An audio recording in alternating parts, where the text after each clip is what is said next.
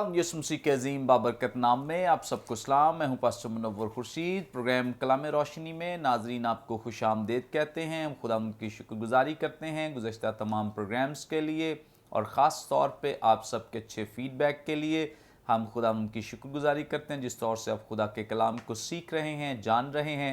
हमारे लिए ये बात बड़ी इनकरेजिंग है कि आप इस बात से फ़ायदा उठा रहे हैं और खुदा के कलाम को सीख रहे हैं। खुदावंद आप सबको बहुत ब्लेस करे और बरकत दे।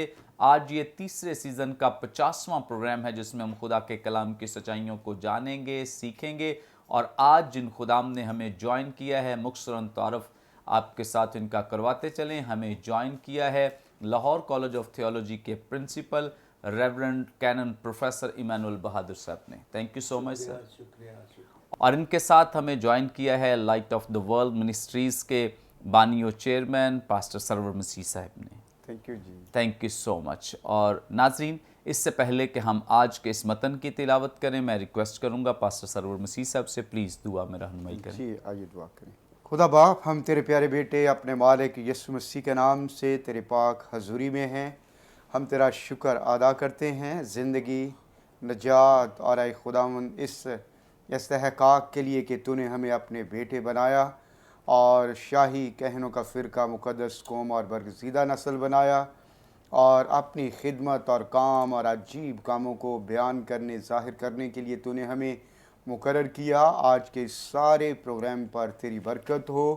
तेरे खादम पास्टर मुनव्वर खुर्शीद को और साथी खुदाम को सब ज़िंदगियों को बरे के पाक लहू में छिपाए देते हैं। तेरा फ़ज़ल और आए खुदा बोलने की क़ुव्वत अपनी ज़िंदगियों के लिए मांग लेते हैं। और जितने आए खुदा नाजरीन इस प्रोग्राम को वॉच कर रहे हैं उन सब की ज़िंदगियों पर तेरी ख़ास बरकत ठहर जाए और सीखने और सिखाने के लिए आए खुदा अपने लोगों को आज के दिन एनॉइंट कर और ख़ास बरकत आज के कलाम के वसीला से अपने लोगों को अता कर।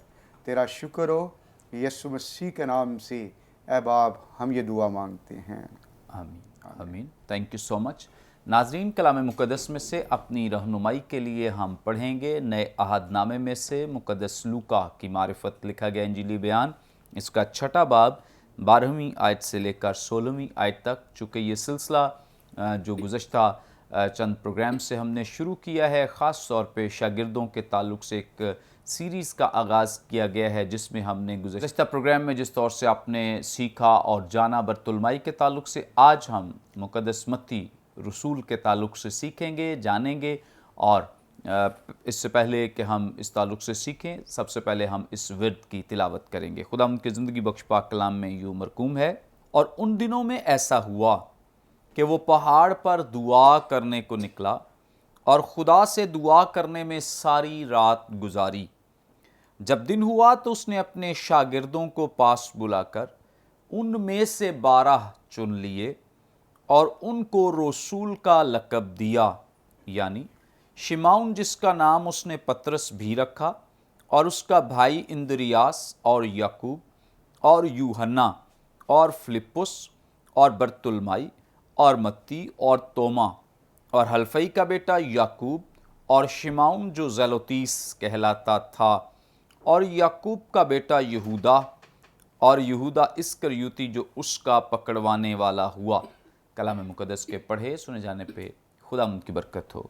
नाजरीन, कलाम मुक़द्दस में से जिस तौर से गुज़श्ता प्रोग्राम में आपने सीखा, जाना कि हम खुदावंद यीशु मसीह के शागिर्द जिनको रसूल होने का लक़ब दिया गया, कॉल किया गया, बुलाया गया, उनके ताल्लुक़ से हम सीख रहे हैं, जान रहे हैं। और आज हम ख़ास तौर पे मुक़द्दस मत्ती जिनको लावी भी कहा गया है, इनके ताल्लुक़ से सीखेंगे, जानेंगे। और सबसे पहले मैं रिक्वेस्ट करूंगा प्रोफेसर इमानुअल बहादुर साहब से, सर आप हमारी रहनुमाई फरमाएं, मुक़द्दस मत्ती के ताल्लुक़ से हमें रहनुमाई दें। जब इनको कॉल किया गया है, बुलाया गया है, इनके बुलावे के ताल्लुक़ से प्लीज़।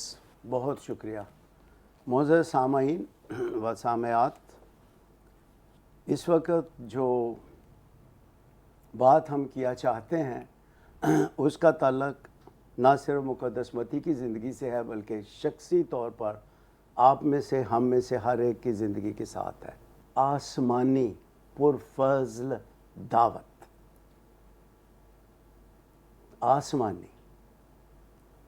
यहाँ जो मुक़द्दस मत्ती को पीछे चलने की पुरफज़ल दावत दी गई है, ये दरअसल आगे जाके मज़ीद तफसील इसकी करेंगे, आसमानी बुलावा है। मुक़द्दस मत्ती, जैसा कि हम उसके बारे में इंजील मुक़द्दस में से पढ़ते हैं, वो महसूल लेने वाला उर्दू में तर्जमा हुआ है। डॉक्टर बाकले ने इसको टैक्स गैदरर कहा है, महसूल इकट्ठा करने वाला।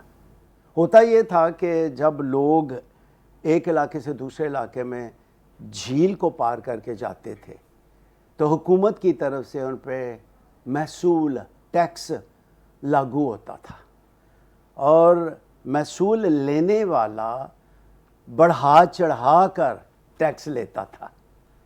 जो मुकर्रर था हुकूमत की तरफ से उससे ज़्यादा वो पैसे लेते थे, और इसके साथ ही अगर किसी के पास देने के लिए पैसे नहीं होते थे तो वो उनको फिर सूद पर कर्ज देते थे कि जाके कारोबार कर, वापसी पे आके तो मुझे तू मेरा कर्ज सूद समेत देना। अब जितने यहूदी थे, यहूदियों में से जो कोई सिविल सर्विस में जाता था, सिविल सर्विस थी ये, हुकूमत के तहत रूमी हुकूमत की मुलाजमत के लिए जो भी जाता, उसे वो नफ़रत की नज़र से देखते थे। नफ़रत की निगाह से वो ऐसे लोगों को देखते कि ये हमारे होते हुए जो हम पे बादशाही कर रहा है, उनकी ग़ुलामी कर रहे हैं। ग़ुलामी से समझा जाता था, और इस पेशे को डाकुओं के बराबर यहूदी समझते थे। ये पेशा है कि जिस तरह डाकू किसी के माल को लूटता है, ये भी लोगों के माल को लूटने वाले हैं। आज के दौर में जिस तरह से हमारे यहाँ क्लास 1 गैजेटेड ऑफिसर होता है, आपने पेपर मोहरें लगवानी है, तस्दीक लेनी है, आप उनके पास जाएंगे, वो स्टैंप लगाएगा, सिग्नेचर करेगा। ये रुतबा था उस वक़्त इनका, ये स्टेटस था इनका कि अपने ज़माने में ये क्लास 1 गैजेटेड ऑफिसर कहलाते थे। किस कदर बड़ा रुतबा। और दूसरी बात इस सिलसिले में ये है कि इसका काम ही लिखना पढ़ना था, और ये दूसरे शागिर्दों के मुकाबले में ज़्यादा पढ़ा लिखा शख्स था। मतलब ये नहीं कि बाकी अनपढ़ थे, प्लीज़ इस बात के पीछे ना हम जाएं कि यीशु के शागिर्द अनपढ़ थे, क्योंकि हर यहूदी बच्चे के लिए ये लाजिम था कि वो इबादत खाने में जाए और पहले 12 वर्षों में वो तौरात पढ़े, और साथ दूसरे सब्जेक्ट भी पढ़ाए जाते थे जिसमें रियाजी सबसे अव्वल था सब्जेक्ट, और फिर 12 साल के ऊपर तालमूद और मिशना जो सो का ज़बानी कलामी था वो सिखाए जाते थे। इसलिए वो इतने पढ़े नहीं थे जितना मत्ती, जिसका दूसरा नाम लावी है, उतना पढ़ा, क्योंकि इसका काम ही लिखना पढ़ना था। कह लीजिए कि इसके पास लिखने पढ़ने का तोड़ा था, नेमत थी दूसरों की निस्बत। ये ज़्यादा पढ़ा लिखा शख्स था। लेकिन हमें खुदा का शुक्र करना चाहिए कि जब यीशु अल मसीह ने कहा कि तू मेरे पीछे हो ले, तो किताब मुक़द्दस इस बात की तस्दीक करती है। लूका 5वां बाब और इसके साथ ही मुक़द्दस मत्ती के इंजीली बयान में उसके 9वें बाब में लिखा है, दोनों जगह पर, कि वो सब कुछ छोड़कर उसके पीछे हो लिया। सारी शान और शौकत, अच्छा मुस्तकबिल दुनियावी एतबार से, अच्छा शानदार मुस्तकबिल, सहूलतें, आराम, सब कुछ उसने, जब मसीह ने उसको कहा है कि मेरे पीछे हो ले, तो लिखा है वो सब कुछ छोड़कर उसके पीछे हो लिया। लेकिन डॉक्टर बाकले की ये बात बड़ी अच्छी है, एंड आई लव दैट। सब कुछ छोड़ के वो यीशु के पीछे हुआ, लेकिन उसने अपना कलम ले लिया। मतलब क्या है? जो टैलेंट उसके अंदर था, उस टैलेंट को उसने मसीह के कदमों में रखा। टैलेंट को, हमारे यहाँ नोहा ये है, افسوسناک بات یہ ہے کہ ہم اپنے ٹیلنٹ مسیح کو نہیں دے رہے. اپنی نعمتیں جو خدا نے مفت ہمیں دی ہیں، ودیت لفظ ہے، وہ نہیں اس کے قدموں میں رکھتے اور ادھر ادھر اپنے ٹیلنٹس کو زیادہ استعمال کر رہے ہیں. انجیل کی بڑھوتی اور ترسیل کے لیے پورے طور سے اپنے آپ کو مسیح کو کمٹ نہیں کرتے. اور ہر وہ شخص جو اپنے ایمان کو دوسرے کے ساتھ شیئر نہیں کرتا وہ نابالغ مسیح ہے.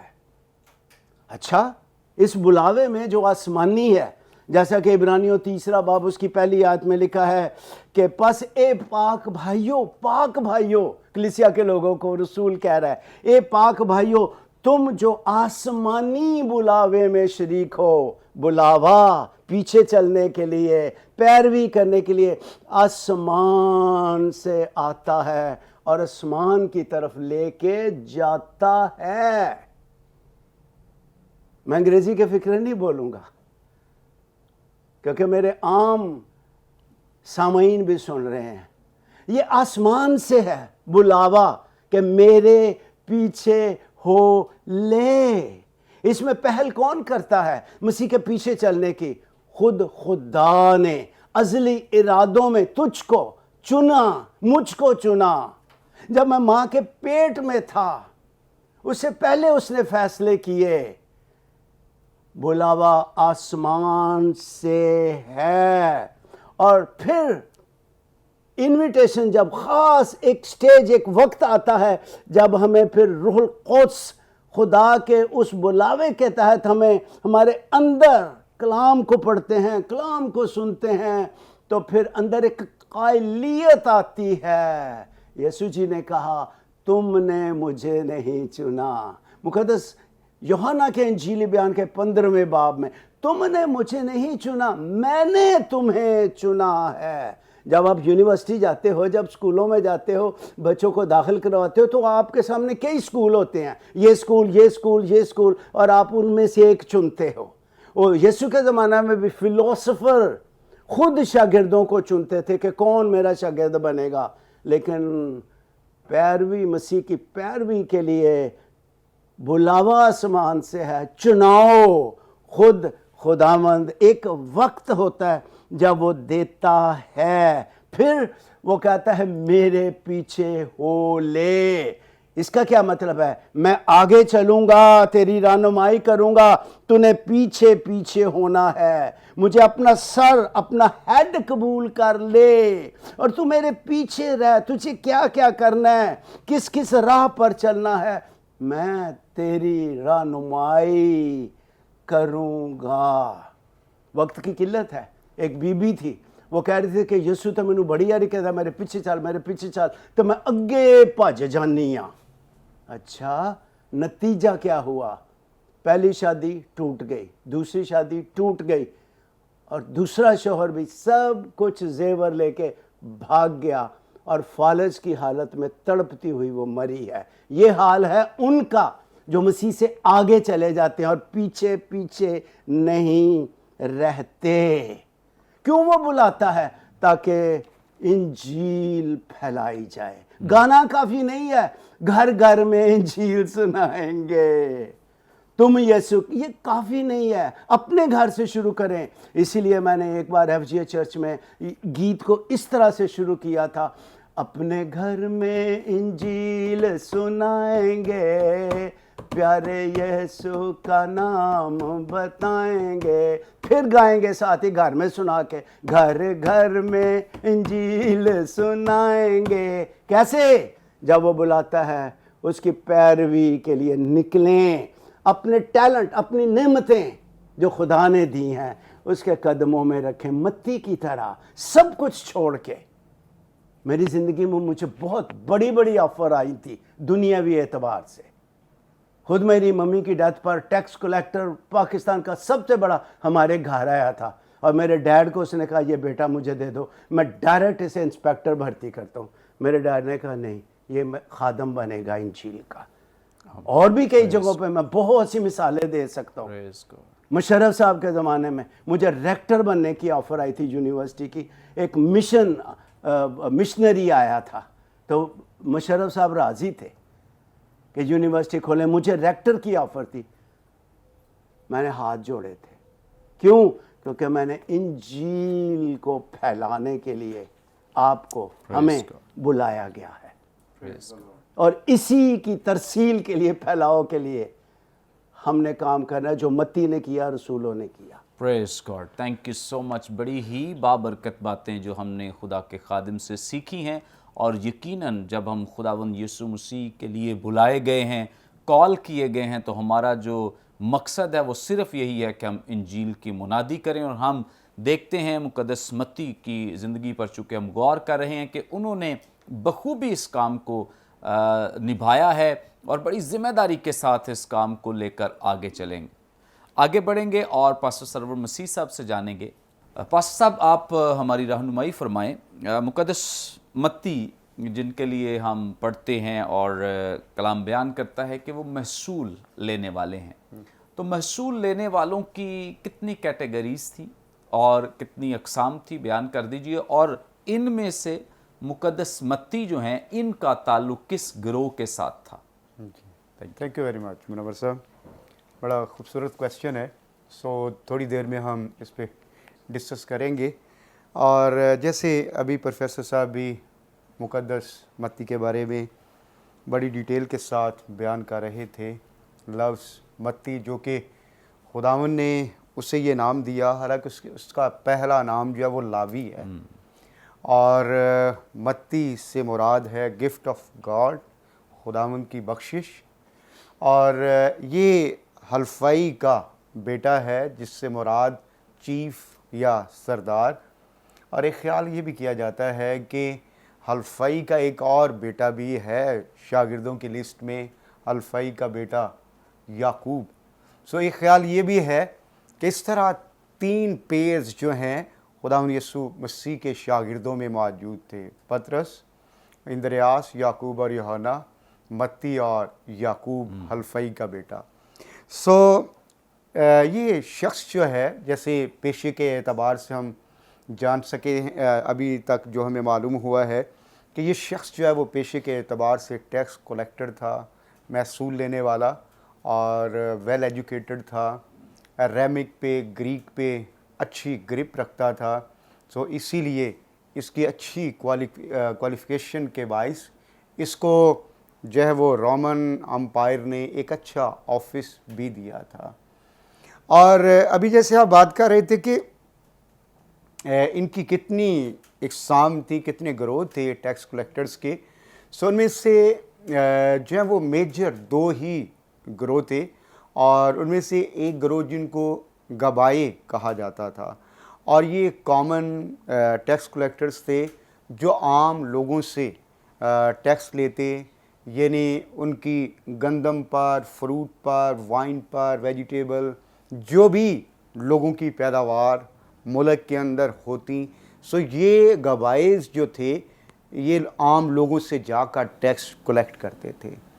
اور جو ایک دوسرا گروہ تھا انہیں جب وہ مکسا کہا جاتا تھا, اور یہ جو ہیں بنیادی طور پر جو دوسرے ممالک سے, یا یوں کہہ لیں کہ خاص طور پہ ان کا جو تعلق تھا یہ عام لوگوں سے یا کھیتوں میں جا کر ٹیکس کلیکٹ نہیں کرتے تھے, بلکہ ان کے آفسز ہوتے تھے, اور یہ لوگ بڑے آفیسرز کے طور پر کام کر رہے تھے. اور چونکہ جیسے متی کے بارے میں لکھا ہے کہ کفر نحوم کی چوکی پر یہ بیٹھتا تھا, وہاں پر اس کا آفس تھا. اور چونکہ دمشق کی راہ سے آنے والے جتنے بھی تاجر اور لوگ تھے جو اپنا مال لے کر فلسطین میں آتے اور خاص طور پر یروشلم تک جاتے, سو یہ مکسا جو تھے یہ لوگ ایسے بڑے بڑے جو ٹریڈرز سے ان سے ٹیکس کلیکٹ کرتے تھے.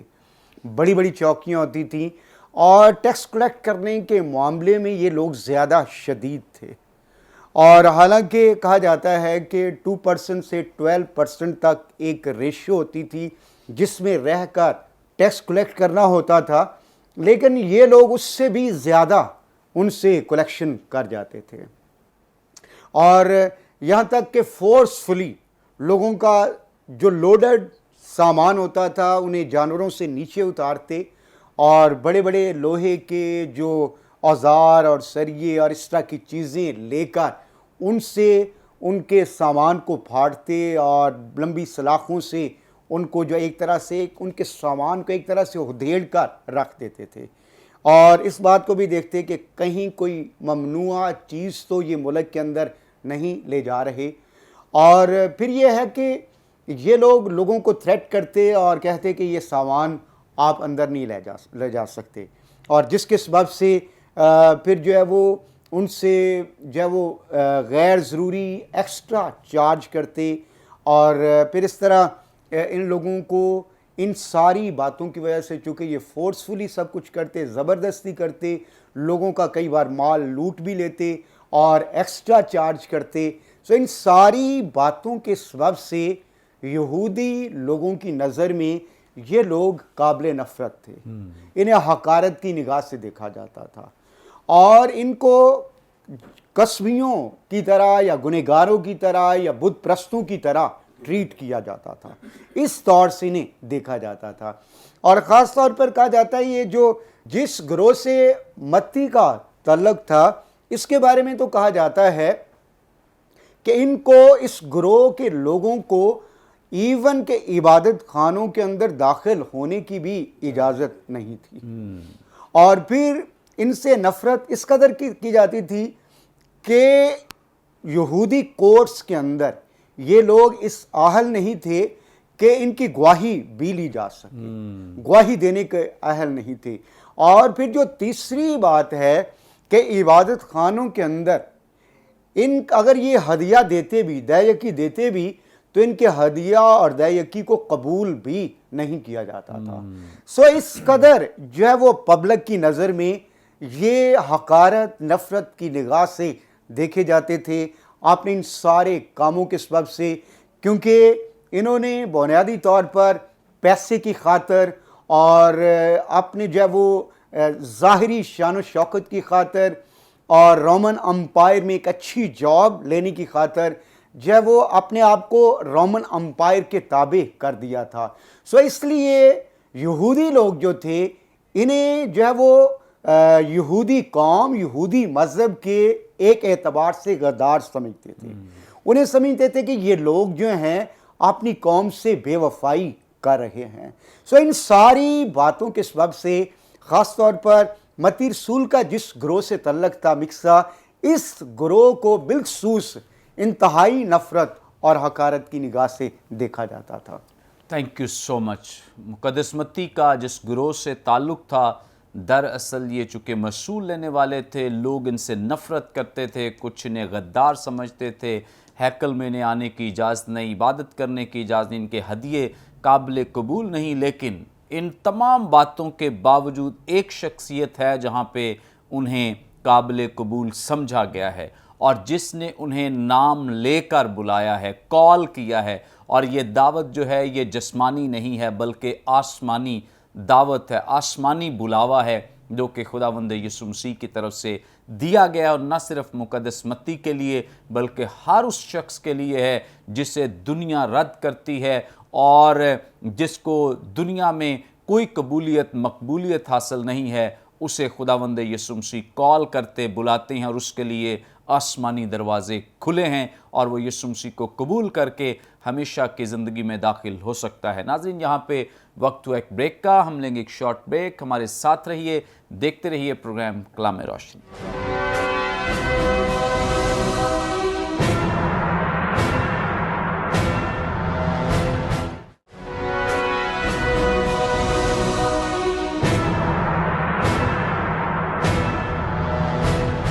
ویلکم بیک ناظرین، آپ دیکھ رہے ہیں پروگرام کلام روشنی. بریک پر جانے سے پہلے بڑی خوبصورت بابرکت باتیں جو آپ پاسٹر سرور مسیح صاحب سے سن رہے تھے، یقیناً آپ سب نے بڑی برکت پائی ہے. آگے بڑھیں گے اور پروفیسر ایمانویل بہادر صاحب سے جانیں گے. سر، آپ ہماری رہنمائی فرمائیں مقدس متی رسول کے تعلق سے، چونکہ ہم جان رہے ہیں، سیکھ رہے ہیں. پہلے حصے میں بھی بڑی خوبصورت رہنمائی آپ نے دی ہے، اور ان کی جو خاص طور پہ ادبی قابلیت ہے اور جو ببلیکل ان کی قابلیت، اور اس کے بعد اس کا جو ثبوت ہمیں ان کی انجیل میں یا ان کی تصنیف میں دکھائی دیتا ہے جو خداوند یسوع مسیح کے تعلق سے انہوں نے قلم بند کی ہے، لکھی ہے، اس میں ایسی ایسی اصطلاحات انہوں نے متعارف کروائی ہیں، ایسی باتیں، خوبصورت باتیں انہوں نے جو بیان کی ہیں، پلیز ان کی بھی نشاندہی فرما دیں، اور ان کی جو خاص طور پر ریلیجس نالج کے تعلق سے قابلیت ہے اس کے تعلق سے بھی ہمیں بتائیں۔ ایک بار پھر حاضر خدمت ہوں، اور روح القدس ہمارا استاد محترم ہے جو کہ اطالی کے اعظم ہے، اور اس کے قدموں میں بیٹھ کے ہم یہ سب کچھ سیکھنے ہیں، بڑی فروتنی اور بڑی عاجزی میں۔ مقدس متی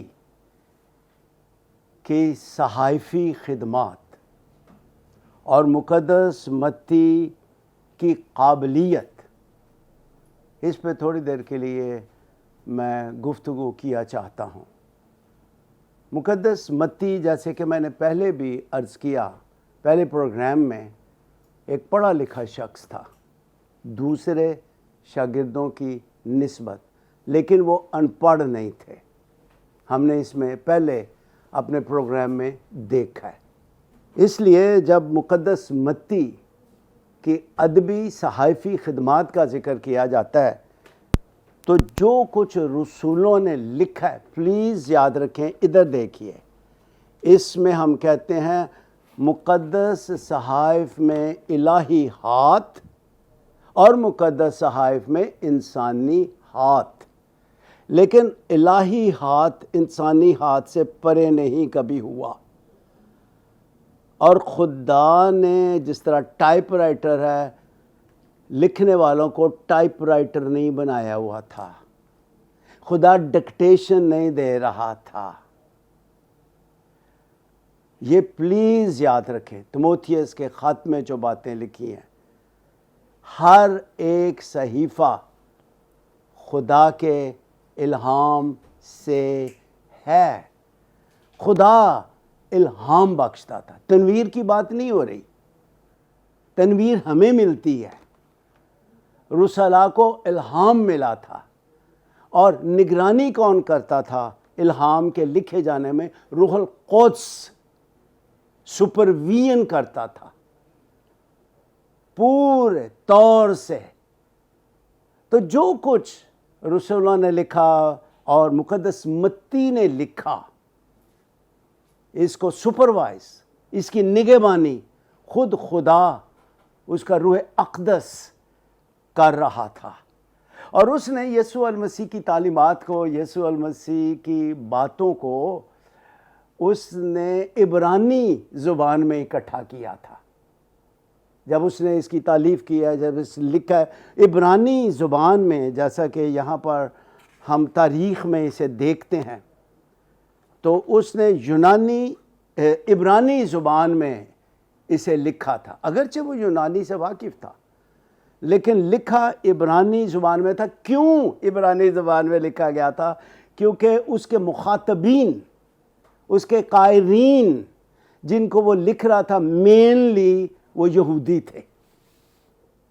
چونکہ یہودی ارامی اور عبرانی، عام یہودی عبرانی اور ارامی زبان سے واقف تھا، اگرچہ یونانی بھی تھے اس وقت اور یونانی بھی تھی، لیکن اس نے لکھا عبرانی میں ہے۔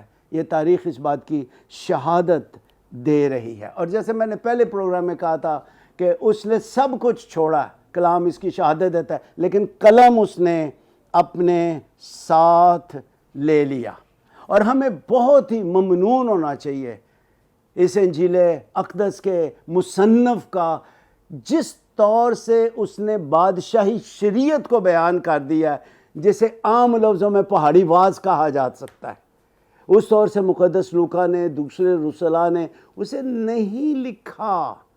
اس نے بادشاہی شریعت کو، مسیحی ضوابط کو، کہ مسیحی شریعت کہہ لیجئے، فضل کے سبب سے ہم بچ گئے، راست باز ٹھہرے، لیکن کوئی ضابطہ حیات تو ہونا چاہیے تھا، اور ہے ہمارے پاس، جسے مقدس متی نے بڑی وضاحت کے ساتھ رقم کیا ہے۔ چنانچہ عبرانی زبان میں اس نے اسے اکٹھا کیا ہے۔ دوسری بات، چونکہ یہودی اس کے مین مخاطبین تھے، اس لیے اولڈ ٹیسٹمنٹ میں مسیح کے بارے میں جتنی پیش گوئیاں تھیں ان سب کو اس نے اکٹھا کر کے یہاں وقت کے ساتھ ساتھ اس نے ان کو بیان کیا ہے۔ 16 مختلف قسم کی پیش گوئیاں تھیں، نبوتیں تھیں کہ مسیح آئے گا اور وہ یہ کچھ کرے گا۔ سارا کچھ اس نے ترتیب کے ساتھ 16 دفعہ جیسا کہ نبیوں نے کہا تھا وہ پورا ہوا۔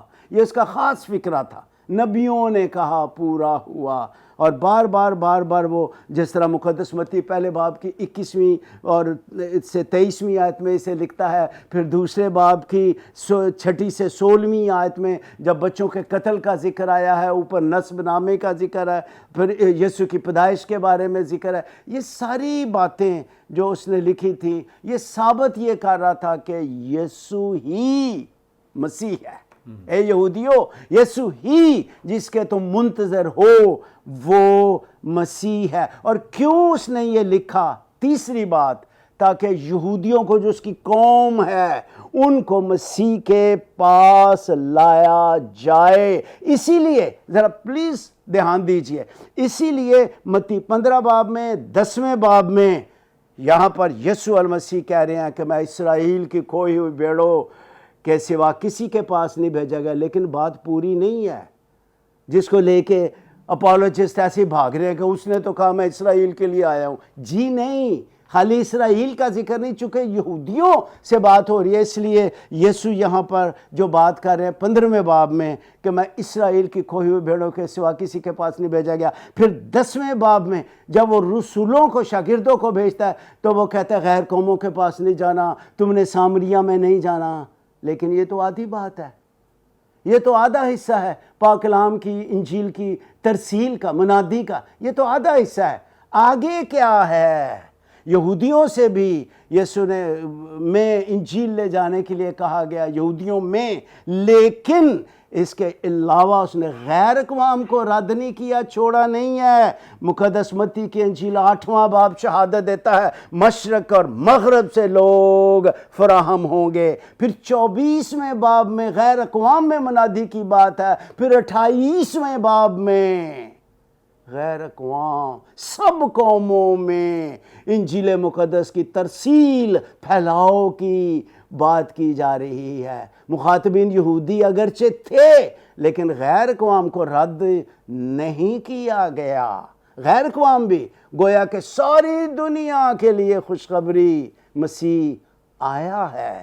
چنانچہ اس نے یہ باتیں اپنی انجیل مقدسہ میں تحریر کی ہیں۔ پھر ایک اور بات ہے، وہ یہودیوں کو بتانا چاہتا ہے کہ المسیح شریعت کی تکمیل کے لیے آیا ہے۔ میں شریعت کو منسوخ کرنے نہیں، بلکہ یہ نہ سمجھو کہ میں شریعت کو منسوخ کرنے نہیں، بلکہ پورا، انگریزی زبان کا لفظ بہت خوبصورت ہے، کنزیومیشن، میں تکمیل بخشنے کے لیے آیا ہوں۔ اور شریعت کے 3 بڑے حصے تھے، وقت کی قلت ہے، رسوماتی شریعت، اخلاقی شریعت، اور اس کے ساتھ ساتھ سول جو شریعت تھی۔ یسوع المسیح نے رسوماتی شریعت جان کا نذرانہ دے دیا، اب قربانیاں بکرے بچھڑے لانے کی ضرورت نہیں تھی، اور یوں یسوع نے تکمیل بخشی، اخلاقی شریعت کو بھی تکمیل بخشی۔ بار بار یسوع المسیح نے کہا میں تم سے یہ کہتا ہوں، اگلوں سے کہا گیا تھا، تم سے کہا گیا تھا، لیکن میں تم سے یہ کہتا ہوں۔ رسول نے لکھا ہے، اس کا مطلب ہے کہ یسوع المسیح نے جو کچھ رہ گیا تھا اس کو، یا موسوی شریعت اور تالمود اور مشنا میں جو باتیں زبانی کلامی تھی ان کی اور زیادہ گہری تشریح یسوع المسیح نے پیش کی ہے، اور اس کا ذکر یہاں پر مقدس متی کر رہا ہے۔ اس نے ان باتوں کو لکھتے وقت پیچھے نہیں چھوڑا، اس نے لکھا ہے۔ پھر ایک اور بات ہے کہ فقیوں فریسیوں کو 2 طرح کے درجے ہیں، ان میں یہودی کیسے اس کو درجہ دے رہا تھا؟ موسیٰ کی گدی، واو، موسیٰ کی گدی، کتنی عزت کی بات ہے کہ فقیہ اور فریسی موسیٰ کی گدی پہ بیٹھتے ہیں۔ لیکن ساتھ ساتھ यूहन्ना इस्तबागी ने आकर कहा, ए सांप के बच्चों, और यीशु मसीह ने भी उनको अंधे राह दिखाने वाले कहा। एक तरफ इज्जत की बात है, एक तरफ उनके असल की बात भी हो रही है कि तुम रियाकार हो। इसको भी उसने लिखा है। किस कदर ज्यादा वो बैलेंस्ड, किस कदर ज्यादा बिल्कुल तवाज़न के साथ इंजील मुकद्दस को तहरीर कर रहा है। फिर उसने यीशु मसीह को बादशाह के तौर पर पेश किया है, और बादशाही शरीयत 5वां बाब 6वां 7वां बाब उसने बादशाही शरीयत को पेश किया है। फिर बादशाहत में लीडर्स की ड्यूटियां क्या हैं 10वें बाब में लिखा है। फिर बादशाहत की तमसील 13वें बाब में मुदरज हैं। फिर बादशाहत में मुआफ़ी की अज़मत 16वें बाब में लिखी गई है। फिर बादशाह की आमद 24वें 25वें बाब में बयान की गई हैं। फिर कि वो कैसे कैसे बादशाह है। इसके अलावा और उसे इब्ने दाऊद भी कहा गया है। मजूसियों ने भी सवाल किया कि यहूदियों का बादशाह जो पैदा हुआ है वो कहाँ है। पिलातूस ने भी कहा 3 बार, क्या तू यहूदियों का बादशाह है? कतबे पे लिखा गया यहूदियों का बादशाह, और ये 3 मुख्तलिफ ज़ुबानों में था। इस तरह से वो यीशु मसीह को बादशाह के तौर पर पेश कर रहा है, मसीह के तौर पर वो पेश कर रहा है। जब यीशु को मसीह कहा जाता है तो इसका मतलब है वो जो आसमानों से आदमी के दिल पर राज करने के लिए भेजा गया है। और मेरी दुआ है कि यीशु हमारे आपके दिलों पे राज करता रहे और हम उसके इख्तियार के नीचे रहकर ज़िंदगी गुजारें। खुदा आपको बरकत दे। Praise God, thank you so much. बड़ी खूबसूरत बातें जो प्रोफेसर साहब ने हमारे साथ शेयर की हैं। यकीनन हमारी ज़िंदगियां बिल्कुल ऐसे ही होनी चाहिए ताकि हम उसकी मकबूलियत में बढ़ते रहें और खुदा का नाम हमारी ज़िंदगियों में इज़्ज़त और जलाल पाता रहे। आगे बढ़ेंगे, पास्टर सरवर मसीह साहब से जानेंगे। पास्टर साहब हमारी रहनुमाई फरमाएं। अपनी कॉलिंग के लिए, अपने बुलावे के लिए वो बड़ा खुश है कि उसे कॉल किया गया है, बुलाया गया है। और इसके साथ ही मुक़द्दस मत्ती ने एक बहुत बड़ी ज़ियाफ़त का एहतमाम किया है। इसकी वजह बयान कर दें कि क्यों एहतमाम किया गया है, और फिर ये इस ज़ियाफ़त के मौके पर यानी शुक्रगुज़ारी की इबादत में क्या अनाउंस करता है, ताकि उसके जो साथी आज जिन्होंने ज्वाइन किया है, जो गुनहगार थे, मसूल लेने वाले थे, आज उनको पता चले कि अब उसकी ज़िंदगी कैसी है। आमीन, थैंक यू वेरी मच। जब हम मत्ती रसूल के बारे में पढ़ते हैं और सारी बातों को जब हम डिस्कस करते हैं, तो मत्ती रसूल जो है हम इस बात को देखते हैं लूका के अंजिल उसके 5वें बाब के अंदर कि उसने एक बड़ी ज़ियाफ़त की और उसमें यीशु मसीह भी है, उसके शागिर्द भी हैं, और कलाम कहता है कि वहाँ पे एक बड़ा मजमा था। यकीनन वो एक रिच मैन है, बड़ा घर है, और उसने महसूल लेने वाले जो उसके दोस्त हैं, अहबाब हैं, रिलेटिव्स हैं, उन सब को बुलाया है। और यहाँ पर जो मैं समझता हूँ कि 3 जो मेजर बातें हैं। सबसे पहले सेलिब्रेशन ऑफ हिज साल्वेशन, कि वो अपनी साल्वेशन को, नजात को जो है वो सेलिब्रेट कर रहा है, उसका जश्न मना रहा है, और इस बात से वो खुश है कि खुदा के बेटे यीशु मसीह ने उसे कबूल किया है। हालांकि इससे पहले हमने ये सीखा कि यहूदी रबी, यहूदी जो वो फ़की और फरीसी और उस वक्त के जो मजहबी रहनुमा थे, उन्होंने तो ऐसे लोगों का इबादत खानों में दाखिला ही ममनू कर दिया था, और ऐसे लोगों से ना तो हदिया अदायगी रिसीव की जाती और इंतहाई हकारत नफ़रत की निगाह से देखा जाता था। ये शख्स अगरचे महसूल की चौकी पर बैठता था, लेकिन जब उसने खुदावंद यीशु मसीह के बुलावे को कबूल किया है, तो इट मीन्स के he is a sensible man. वो एक एहसास है और महसूस करता है कि मुआशरे के लोग उसे हकारत की निगाह से देखते हैं, और यकीनन उसने खुदावंद यीशु मसीह को भी कई बार गलील की झील के किनारे आते जाते गुज़रते देखा होगा। और वो उसने अगर आप देखें तो मत्ती की अंजील के अंदर वो मफलूज का वाक़या اور اس سے پہلے جو ہے وہ پطرس اور یعقوب اور یوحنا اور اندریاس کے چناؤ کا واقعہ، ان سارے واقعات وہ پہلے رکھتا ہے. سو یقیناً یہ سارے واقعات جو اس کے چناؤ سے پہلے ہو چکے ہیں، اس لیے اس کے دل کے اندر یقیناً میں بھی یہ ڈیزائر ہو کہ یسوع مجھے بلائے، اور جیسے ہی اس کو بلایا ہے سو بغیر جب وہ ٹائم ویسٹ کیے وہ یسوع کے پیچھے ہو لیا ہے. اور چونکہ جب اس وقت کے جو مذہبی رہنما ہیں اس سے جب وہ سماجی اعتبار سے، معاشرتی اعتبار سے کوڑی قرار دیتے ہیں کہ جیسے کوڑیوں کو معاشرے سے الگ کر دیا جاتا تھا، اس سبب سے یہ شخص بھی محصول لینے کے باعث یہ بھی آئسولیشن کا شکار ہے.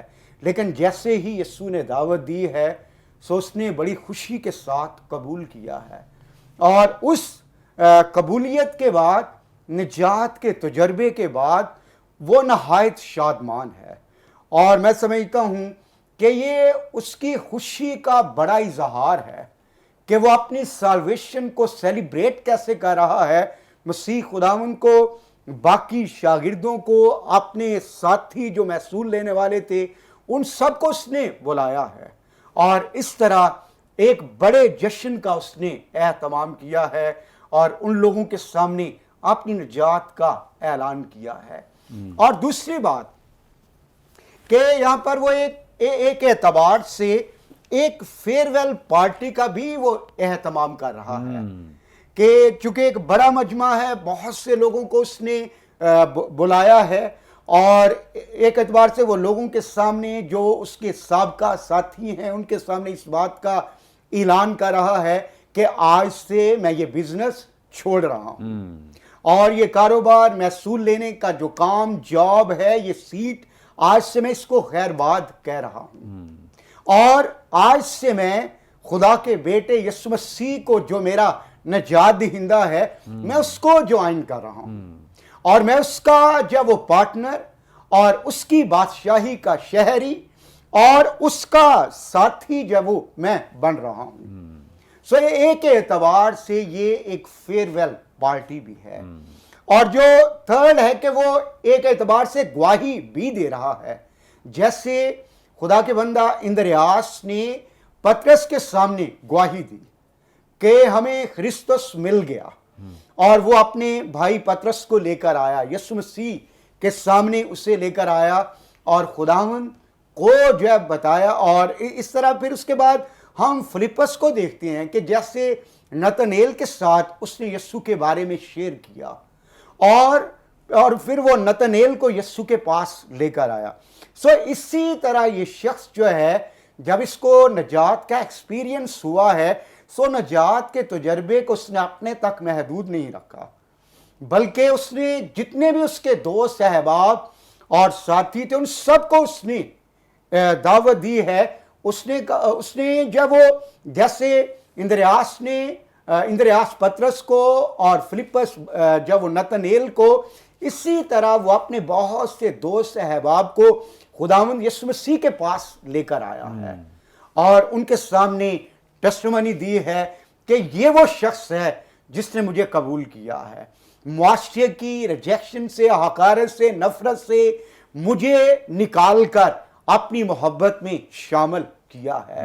سو اس طرح میں یہ سمجھتا ہوں کہ اس دن یہ شخص جو ہے وہ ٹیکس کلیکٹ نہیں کر رہا، بلکہ خداوند یسوع مسیح کے لیے لوگوں کو کلیکٹ کر رہا ہے. اور اس دن اس نے ٹیکس کسی طور پہ محصول ہی اکٹھا نہیں کیا، بلکہ ہم دیکھ رہے ہیں کہ اس نے ایک بہت بڑا مجمع خداوند یسوع مسیح کے لیے اکٹھا کیا ہے، بہت سے لوگوں کو خداوند کے لیے اکٹھا کیا ہے، تاکہ جیسے وہ نجات پا گیا ہے وہ باقی لوگ بھی نجات پا جائیں. اور اس کے ساتھ ساتھ میں اس بات کو بھی دیکھ رہا تھا کہ اگرچہ یہ شخص اس سے پہلے جو ہے وہ محصول لینے والا ہے، حقارت نفرت کی نگاہ سے دیکھا جانے والا شخص ہے، لیکن تو بھی اس کی زندگی کے اندر بے شمار خوبیاں موجود ہیں کہ جنرس ہارٹ ہے یہ، اور اس نے اپنے بڑے گھر کو، اپنی دولت کو اور اپنی جب وہ ہر ایک چیز کو خداوند یسوع مسیح کے لیے کھول دیا ہے، اور اس نے اپنا گھر جو ہے نجات کے کام کے لیے اوپن کر دیا ہے اور ایک بڑی دعوت کا اہتمام کیا ہے اور بہت سارے لوگ جو ہیں اس کے ساتھ کھانا کھا رہے ہیں. اور اس کے ساتھ ساتھ جیسے ہم جب انجیل کو پڑھتے ہیں، متی کی انجیل کو پڑھتے ہیں، تو اس سے ہمیں اس بات کا بھی اندازہ ہوتا ہے کہ he was a accurate record keeper. وہ ایک بڑا اچھا، جیسے اپنے پیشے میں بڑا اچھا ریکارڈ کیپر تھا اور ہر ایک چیز کو ترتیب کے ساتھ رکھنا، لکھنا اور ریکارڈ کو مینٹین کرنا. سو ہم جب اس کی معرفت لکھی گئی انجیل کا مطالعہ کرتے ہیں تو اس میں بھی ہم جو اس کی یہ مہارت ہے یا اس کی جو خاص طور پر جو اس کی وصف یا اس کی خوبی ہے، اس کو اس کی لکھی گئی انجیل کے اندر بھی ہم دیکھ سکتے ہیں کہ کیسے وہ ترتیب کے ساتھ جب نسب نامے کو بیان کرتا ہے تو ابراہیم سے لے کر یسوع تک وہ کیسے 14 کے 3 سیٹ میں نسب نامے کو. سو اس کے ساتھ ساتھ ہم دیکھ سکتے ہیں کہ وہ مجوسیوں کا آنا اور پھر یہ ہے کہ مبارک بادیوں کو، اور اس کے علاوہ ہم کئی بار دیکھتے ہیں کہ نبوتوں کو بڑی ترتیب کے ساتھ وہ بیان کرتا ہے. اور ایک اور جو بڑی اچھی خوبی مجھے اس کی نظر آتی ہے کہ ہی از اے ونڈرفل ڈیسیژن میکر. اس نے بالکل جب وہ ہیزیٹیٹ نہیں کیا، بالکل لمحہ بھر بھی انتظار نہیں کیا. جیسے ہی یسوع مسیح نے اسے دعوت دی ہے اپنی بادشاہی کی، سو بغیر ٹائم ویسٹ کیے وہ خداوند یسوع مسیح کی حضوری میں بادشاہی میں آ گیا ہے. سو وہ ایک بڑا اچھا ڈیسیژن میکر ہے. سو میں سمجھتا ہوں کہ آج خدا کے لوگوں کو، خدا کے خدام کو متی کے ان خوبصورت جو اس کے پرسنل شخصی اور صاف ہیں ان سے سیکھنا ہے کہ کیسے اس نے خداوند کو اپنی زندگی دی اور اس کے بعد کیسے اس نے اپنا گھر سب کچھ خداوند کے لیے کھول دیا، کیسے اس نے خداوند یسوع مسیح کو فالو کرنے کے لیے فوری ڈیسیژن لیا.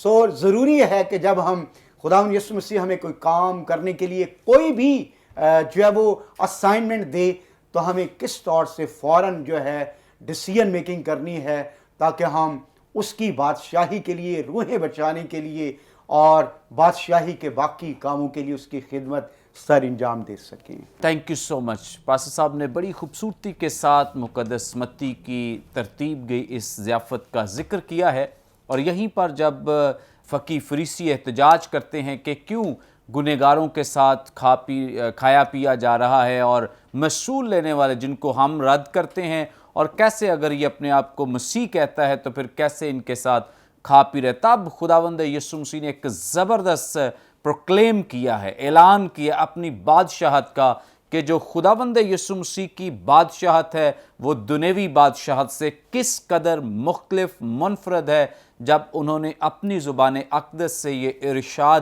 فرمایا ہے کہ وہ خاص طور پہ ان لوگوں کے لیے آئے ہیں جن کو رد کیا گیا ہے، یعنی کہ وہ تندرستوں کے لیے نہیں بلکہ بیماروں کے لیے آئے ہیں، اور راست بازوں کے لیے نہیں بلکہ گنہگاروں کے لیے آئے ہیں. سو بڑی زبردست باتیں جو خداوند یسوع مسیح نے اپنی زبان اقدس سے کی ہیں. تھینک یو سو مچ سر آپ کے ٹائم دینے کے لیے. تھینک یو پاسٹر صاحب. یقیناً ناظرین آج کے پروگرام کے وسیلے سے آپ نے بہت برکت پائی ہے. ابھی بھی آپ کا کوئی سوال ہو آپ اسکرین پہ دیے گئے نمبرز ڈائل کریں، اپنا سوال ہم تک پہنچا سکتے ہیں، اپنا فیڈ بیک اس پروگرام کے تعلق سے دے سکتے ہیں. اسی طور سے آپ کی کوئی دعا یا درخواست ہو ضرور ہم تک پہنچا سکتے ہیں، یا کوئی آپ کی ٹیسٹمنی ہو ہمیں بتا سکتے ہیں تاکہ ہم دوسروں کے ساتھ شیئر بھی کریں. ہمارے یہ تمام پروگرامز آپ یوٹیوب پہ واچ کر سکتے ہیں. یوٹیوب پہ واچ کرنے کے لیے برکت ٹی وی آفیشیل کے نام سے ہمارا چینل ہے، ضرور اسے سبسکرائب کریں، دوسروں کے ساتھ شیئر کریں تاکہ زیادہ سے زیادہ لوگ خدا کے کلام کی سچائیوں کو جان سکیں. خداوند آپ سب کو برکت دے. God bless you all.